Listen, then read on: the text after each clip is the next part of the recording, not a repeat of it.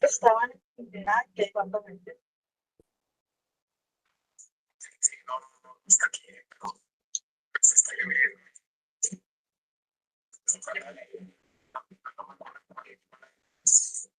Lo bueno es que es el aire 6 y 11. Pero ya estoy aquí conectada.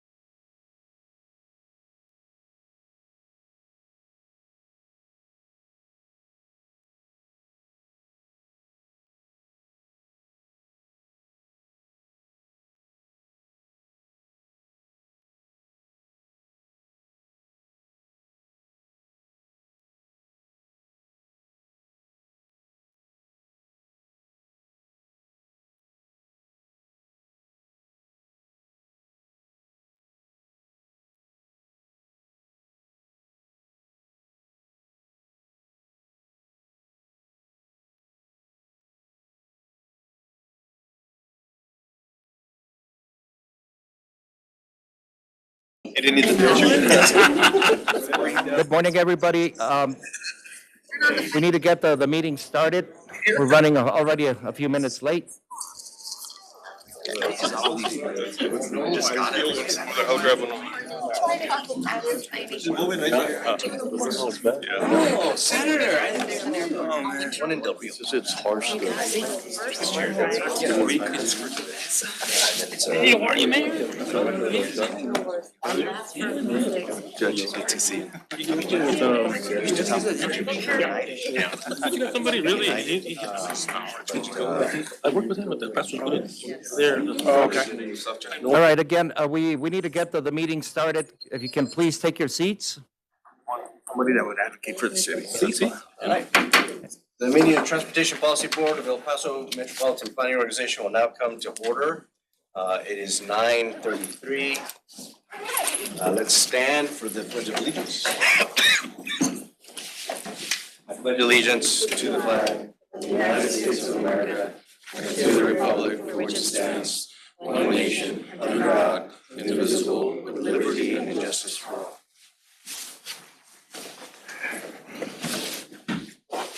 Before we start the roll call, I want to recognize and welcome our new city council member, Josh Acevedo, who's one of the appointees to the board, so we really look forward to serving with you. And what are the roll call, please? All right. Again, welcome everybody to the first meeting of 2026. So roll call, starting with the chair, Senator Blanco. Vice Chair Perea. Vice Chair Perea. Here. John Ando. Mayor Cruz. Representative Josh Acevedo. Mayor Ramon Cano. Mayor Miguel Chacon. Representative Alejandra Chavez. Senator Joseph Cervantes. Aaron Chavarria. Here. Anthony De Kaiser. Here. Representative Art Fierro. Present. Commissioner Gloria Gameros. Present. Representative Mary Gonzalez. Yvette Hernandez. Mayor Gabriel Holguin. Present. Commissioner Ilan Holguin. Good morning, President. Mayor Bernard Johnson. Mayor Martin Lerma. Dion Mack. Yes. Representative Joe Moody. Representative Eddie Morales. Tony Nevares. Here. Representative Claudia Ordaz. Representative Vince Perez. Mayor Rachel Quintana. Here. Mayor Andres Renteria. Judge Ricardo Samaniego. Yes, here. And Tomas Trevino.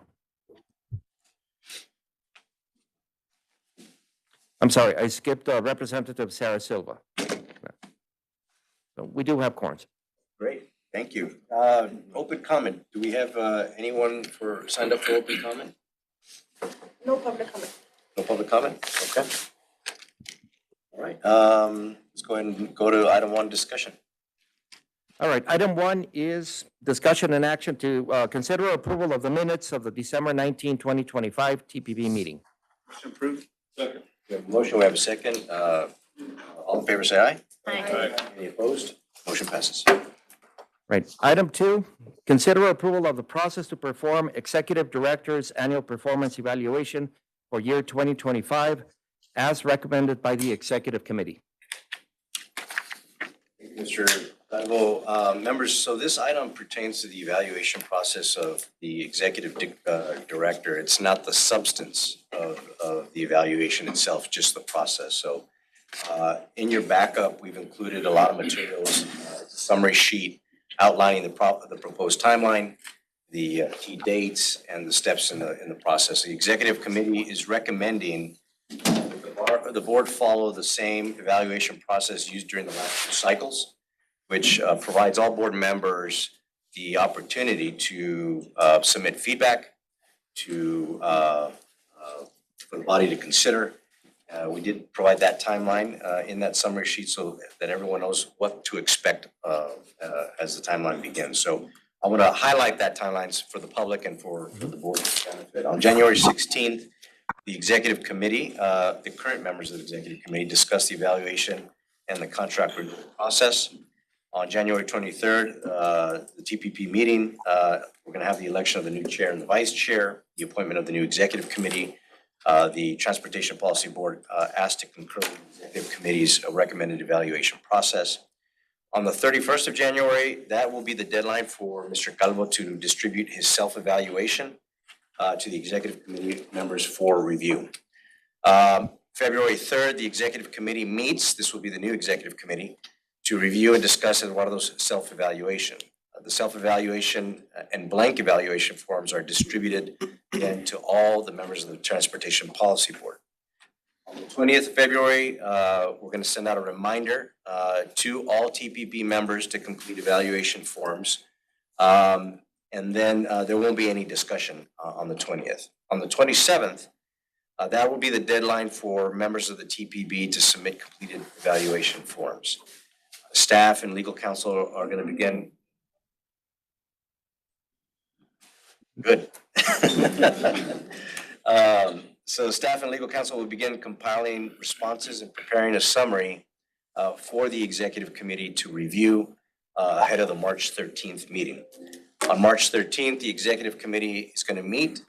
It will review and discuss the evaluation summaries from the Transportation Policy Board members and then formulate and recommend action regarding the executive director's contract. On March 20th, during the TPB meeting, we're going to consider the executive committee's recommendations and then take final action. March 31st is the deadline for execution of a contract. So that's the timeline, members. Any questions, any discussion? Again, it's all in your backup. If you have any, you need to refer to it. But, I'll move to approve the process as described by the chair. wonderful. We have a motion to approve. We have a second. All in favor, say aye. Aye. Any opposed? Motion passes. All right, Mr. Chair, there's a request to switch items. Yeah, members, we're gonna skip ahead to item 4. This is gonna be the nominations and election of the vice chair. Any concern about that or? Okay. So we're gonna take up item number 4 you want to read the item into the record? Sure. Item number 4 is to nominate and elect vice chairperson of the Transportation Policy Board. The floor is open for nominations. I'd make a motion to have Judge Samaniego be vice chair. Vice chair? Okay. Sure. I'd like to amend the motion on the floor right now and nominate Commissioner Holguin just because I've been tracking the numbers and just seeing the growth and the amount of projects that are taking place in that area of the county. And I think that Commissioner Holguin would be a good advocate and representative of those projects. But at the same time, she looks really good where she's seated right now. And that's the motion that I'm making right now. I'll yield to Commissioner Holguin being the nominee. Okay, so for the record, Judge, you are withdrawing your name for consideration for the vice chair position. Okay. Any questions? Any other nominations? I do have a question. Do we have to take that nomination and a vote, I'm sorry, that motion first? If there's no opposition to the motion, I don't think we need to take a record vote on it, right? Eduardo? Nope. So there's a nomination and a No action second, has to happen on that first motion.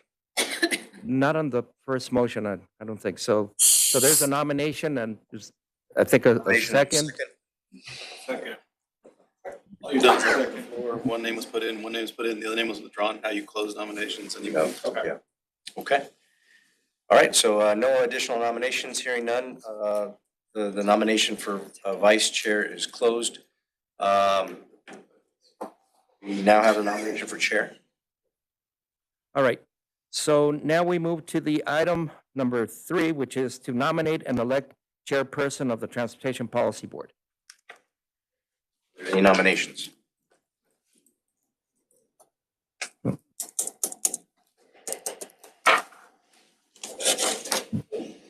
Well, For the chair. For the chair. Yes, for your video. Moving on. I want to make the motion. Okay, Judge Samaniego would like to nominate Mayor Javier Perea for the position of chair. I second. And we have a second. Any discussion, any other nominations? Okay. I think we can move forward then. So we'll take a vote on item 3 and 4 together. So we have a motion for vice chair and a second. We have a motion for chair and a second. Any discussion? All in favor, say aye. Aye. Any opposed? Motion passes. Congratulations. all right, for the new mayor, first of all, let me thank you, Senator Blanco, for your service for the last 2 years as vice chair last year and chair this year. I mean, it's been a really, really good year for us, and you know, you've been very, very involved, and I think you're making the operation of the MPO a lot better.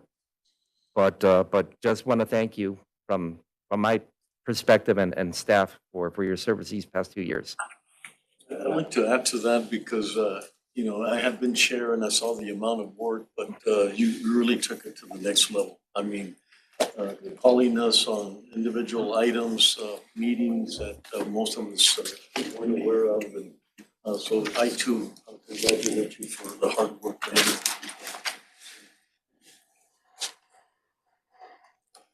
All right. Well, so now a note for process. Given that the new chair, Mayor Perea, and by the way, congratulations, Mayor, but he is not physically present here, so he cannot chair the meeting. So now, as the new vice chair, Trial by fire is the best way to learn, I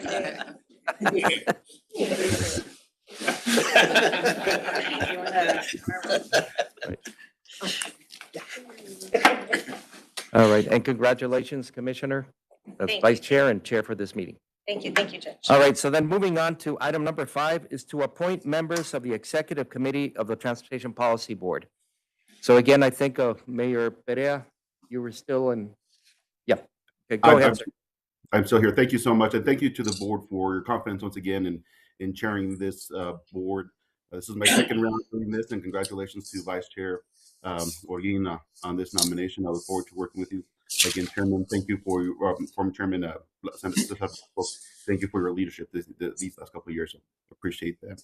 Now, with that, I'm going to go ahead and make the recommendation and submit to the board the executive committee, which I'm recommending from TxDOT, Tomas Trevino, from the New Mexico Department of Transportation, Aaron Chavarria, Mayor Renard Johnson, Mayor Rudy Cruz, Representative Vince Perez, and Commissioner Olguin, and myself as well.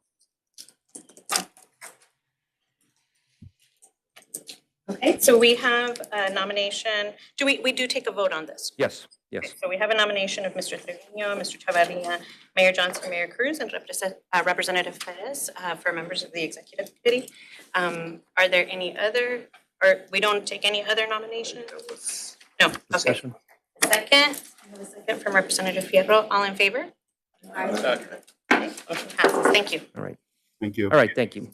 Item 6 is consider authorizing the executive director to sign a contract between El Paso MPO and Texas Commission on Environmental Quality, TCEQ, for Texas Rider 7 Ozone Local Air Quality Planning Grant funding with a maximum authorized reimbursement of $539,000, $539 with $9.59. Again, this is we've brought this to you before. It's another great opportunity to continue with the TCEQ's Rider 7 program, to continue doing work on related to ozone. Again, these are grants that are 100% funded by the state. We've been doing it for quite a long time, and they continue to give us money. So we're excited to get this contract with them. I think we do have a presentation if you're interested, but it's more of the same. Good news. Does anyone have any questions, or would anyone like to see the presentation? Can I have a motion? Motion to approve. We have a motion to approve in a second. All in favor? Aye. Aye. All right, item 7 is to consider exercising the first one-year extension option on the contract between El Paso MPO and WSP Inc. for general planning consultant services beginning on February 5th, 2026. Again, this is the contract that was executed after a procurement process 2 years ago. The contract was for 2 years with 2 one-year extensions. So we are asking the board to approve the first one-year extension. Happy to answer any questions, please. Are there any questions? Yes, Representative. Thank you, Chair. I would just like to know if the contract that they've completed thus far has been on time, and no issues with contract pricing or any other factors. So far, all the multiple work authorizations that we have issued have been completed on time. We have no concerns with that. So staff obviously recommends the extension. Do we have a second? Second. All in favor? Aye. Motion passes. Thank you. All right, item number 8 is consider authorizing the executive director to sign a letter of support for El Paso County's application to the USDOT Build Grant Program for the Bob Hope Drive Extension project. Again, this is a straightforward request for a letter of support. It's a project that's been in the books for the county for a long time in an area that needs a lot of connectivity. So we're happy to recommend, as staff, recommend the approval. Are there any questions? May I have a motion? We have a motion to approve. Do we have a second? Second. All in favor? Aye. All right, item number 9, consider authorizing the executive director to sign letters of support for Texas A&M Transportation Institute, TTI, proposals for congressional appropriations for fiscal year 2027 for 2 projects. A, unmanned aerial vehicle detection and mitigation for border security and trade efficiency, and B, cross-border unmanned aerial vehicle trade corridor pilot for transporting high-value, low-weight cargo. Again, these are 2 proposals from TTI for really interesting work, and staff recommends the approval of the item. We have a motion to approve. I'll second. We have a second. All in favor? Aye. Motion passes. All right, item 10 is consider authorizing the executive director to sign a letter of support for the City of Socorro's application to the fiscal year 2025 TxDOT System Rail Grade Separation Program for rail grade separation improvements at the Union Pacific Railroad crossing at Horizon Boulevard, east of Alameda Avenue. Again, these grade separation projects are not just for congestion relief, but they're really important for safety purposes. So, we're excited anytime we see an application for funding to get one of these grade separation projects done. We're very excited. So obviously, staff recommends the approval.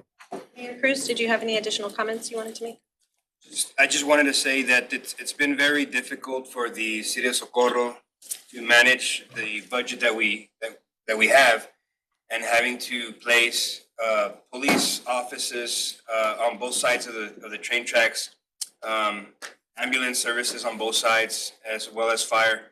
And so the last thing that I'd like to see, and anybody at this table would like to see, is one of my residents not being able to receive those emergency services because the train is stopped in the middle of the track. So this project here would definitely bring some relief to our area. Mayor. Thank you. Any questions? Madam Chair, I'm gonna have to abstain. Yes, Mr. Trevino will be abstaining from the vote. If there, we have a motion to approve. We have a second. All in favor? Aye. All right. Item 11, consider authorizing the executive director to execute task order number 9 with the University of Texas at El Paso for multi-pollutant exposure air quality assessment, comprehensive environmental monitoring at U.S.-Mexico border crossings for an amount not to exceed $278,658. Again, this is also related to the TCEQ Rider 7, but this time it's for PM10. If you remember last time, we brought you the same item, but it was to approve the contract with TCEQ. So now now that we have that contract executed, now we're executing this task order with UTEP to actually get the work done, just like they did for the first part of, or last year with the, this PM 2.5 work. So staff recommends obviously the approval. Any questions? Move to approve. We have a motion to approve. Do we have a second? Second. We have a second. Representative Fierro, all in favor? Motion passes. All right, thank you. So that concludes action items. Moving on to item 12, which is the executive director's report. A lot of really good things happening right after the break. Of course, you know, it was a great break, but we knew that coming back, everybody wanted to do everything. So it's been very, very busy for us in the month of January. Starting with the Transportation Research Board annual meeting, the TRB, that was last week in Washington, D.C.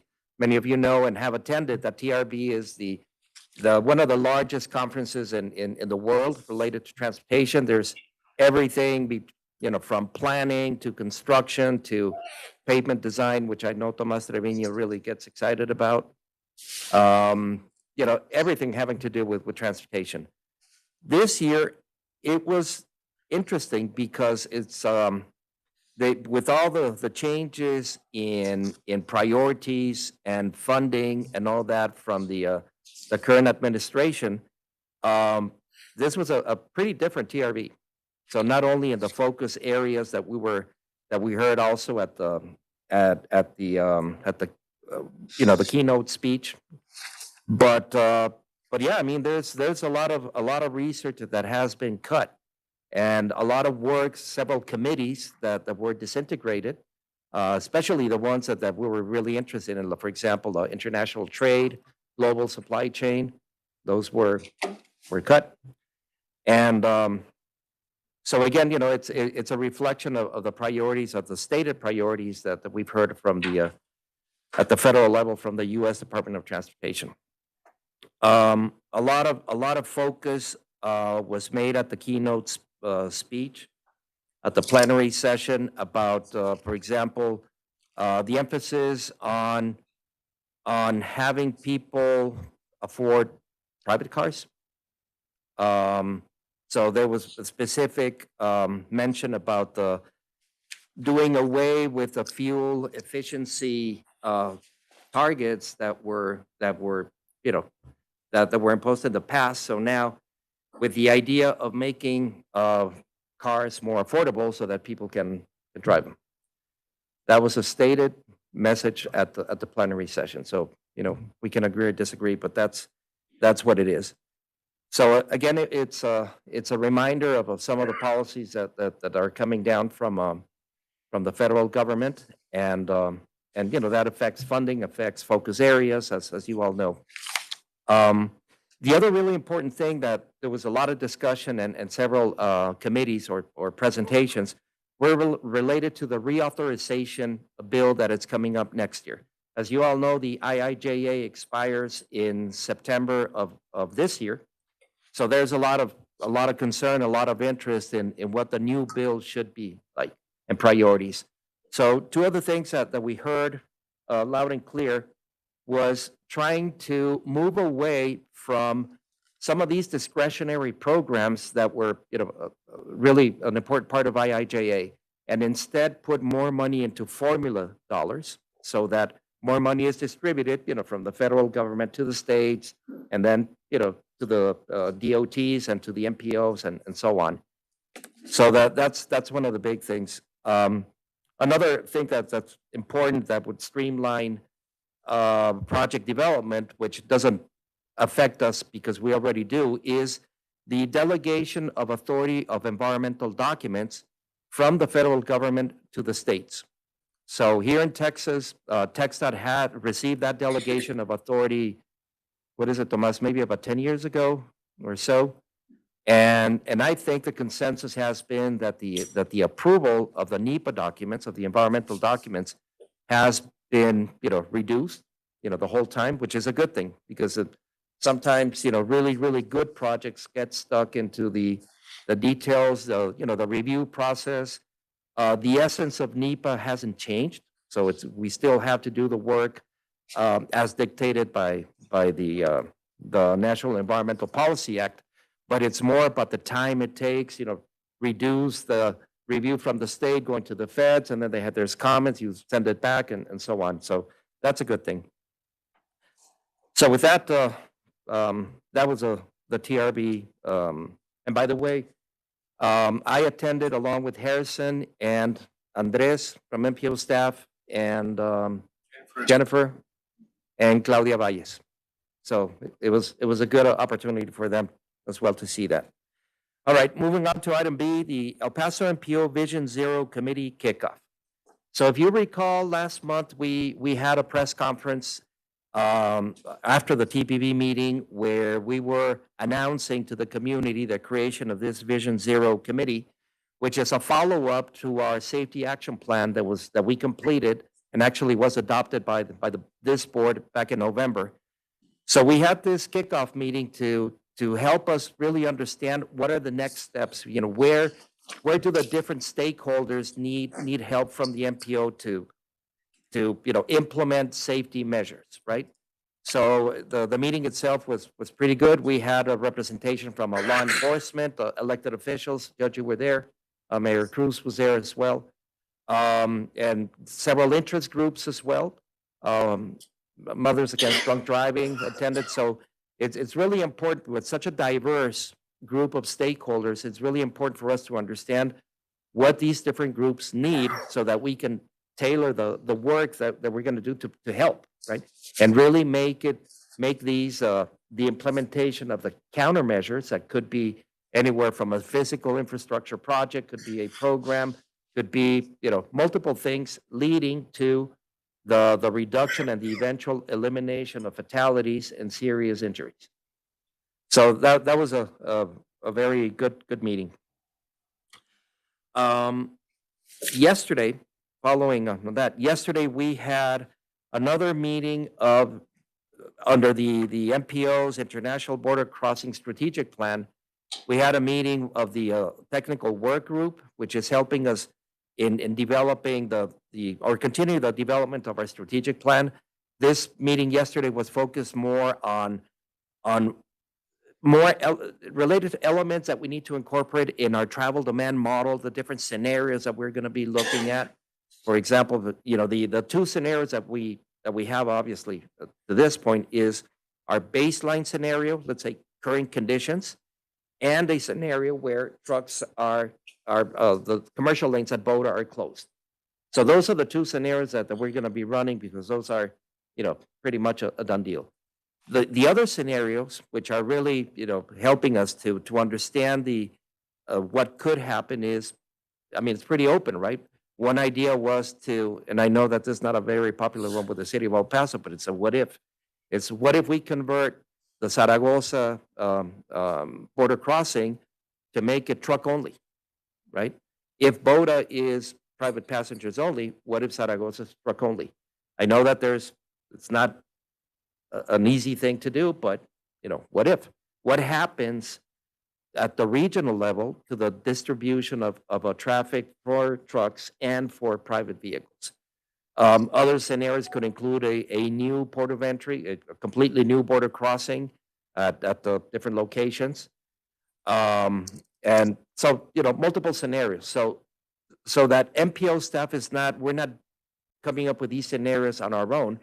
We have this technical work group that includes people from the city, the county, New Mexico Border Authority, the private sector, and to help us, come up with scenarios that would be helpful, and also with the assumptions that we're going to be making, so that these scenarios are realistic, right?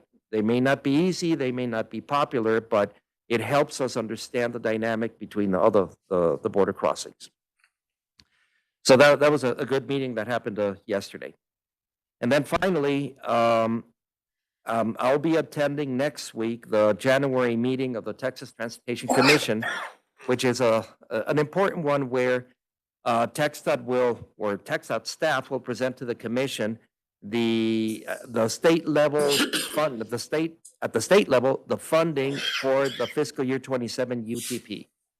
the Unified Transportation Program. So that's happens every January. So we're going to have a good idea of the funding levels that are available at the state level for the 12 funding categories that are included in the UTP. And then typically a couple of weeks after that, we receive the individual funding allocations for the districts and for the MPOs. So we'll find out at the state level next week what the UTP looks like. And then, we'll get the draft numbers for us in middle of February, looking at Raul, around that time frame. So that's all I have for the report. Happy to answer any questions. Do you have any questions? Yes. Let me go back to the comment that we're changing now to formula funding, because it's my understanding formula funding has not always been the best scenario for El Paso. So what do we expect now that we're having that change? Well, formula funding, my comment at the federal level. Well, I think with more formula money, I think Texas at the state level, I mean at the national level, I think Texas would benefit. Why? Because many of these formula programs are based on population, so Texas is growing, right? So I think and again, this is my opinion, and I don't know if Tomas, maybe you have some insight there, but I think in general terms at the federal level, it's a good thing for us. Now at the state level, Texas, sorry. for Texas, at the national level, it's a good thing for Texas. Now, at the state level, the formulas don't necessarily help us, right? Because again, for the same reason that many of these formulas are based on population and traffic volumes and traffic levels and so on, clearly other metropolitan areas are growing faster than we are. So in some cases, some of the formulas may not necessarily help us. So my question, just so the board, we can plan accordingly, within our, you're making mention Socorro, like the money and it's a very real problem for all of us. So should we already start making plans that we're gonna see the trickle down effect that El Paso, even though we are getting a small amount, we might be getting a smaller amount? Is that a potential with this change? I think so. That yes, we're going to see smaller amounts in this UTP for a couple of reasons. Why? First of all, the UTP for 27 is going to be slightly smaller. What we have heard and we have been notified, slightly smaller than 26, because of a lot of the funding sources that come into that fund the UTP are federal, but also some state. Proposition 1 and 7 and so on. That one of them is based on revenues coming from oil and gas. So it fluctuates, right? But I don't think from what I've heard and what was told to us from Texas administration to Tempo to all the MPOs is that maybe lower, but not too low, right? So we may not even see too much of the difference. But if it's lower, everybody is gonna. I mean, the pie gets a little bit smaller. When it comes to our shares, the formulas for individual categories that especially the ones that we use for funding haven't really been modified yet, right? Like category 2 and category 4, Raul, and correct me if I'm wrong. So of course the bigger metro areas are pushing for modifying that because they would win, right? Because especially if there's more people out there, right? On the population numbers. For other categories like Cat 5, CMAC, where we did see a reduction last year, that was twofold. One, because San Antonio came in as a non-attainment area, so the pie shrunk, and now we have more slices, and San Antonio got a piece of it, and we're also trying to make sure that we don't get further reductions on Cat 5 and on CMAC on that. But we'll see. We won't know until we get the numbers in a couple of weeks. Are there any other questions? To note on that, I mean, the delegation is really, we've sent letters, we've really advocated for a greater share and reevaluation of those formulas. So just want to note that we are advocating so that I encourage the city to participate at the TTC when they can, to highlight those as well. So I think what is very important for us that has been, I think it's been very helpful, is to maintain a strong priorities for El Paso, for our region, just like we've had in the last 6-7 years. Make sure that we identify the priorities and that there's consensus for these priorities, so that when we go out and fight for funding to Austin in front of the commission, one of the things that they see is that, well, are these really your priorities? Because when we have multiple priorities, when everything's a priority, nothing is a priority, right? So I think we've done a pretty good job with that and showing consensus. It's not always perfect, not that everybody agrees all the time on everything, but that consensus is really important to show as we fight for funding for El Paso. Yeah, I think I'm glad you brought that up. It's important that while we've done a pretty good job, there are smaller communities and smaller MPOs that are more present than El Paso. So I encourage city and county, small rural communities to send a representative at every single TTC. And to participate and talk about what we're doing, to demonstrate that we are rowing in the same direction.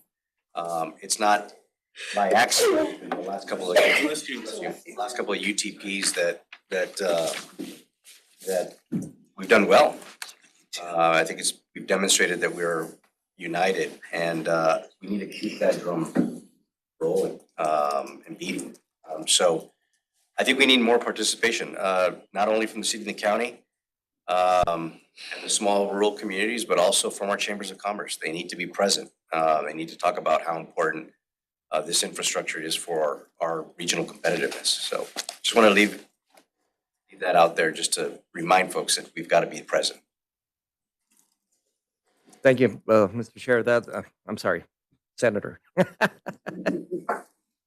No, sorry, Senator Blanco. Yeah, you're right, and again, you've been a great advocate for that, but yeah, I mean, it's important for all of us to be there. They like to see directors of MPOs. That's fine, but they also need to see elected officials and in different capacities, whether it's chair, vice chair of MPOs, but judges, mayors, council members, commissioners, and so on.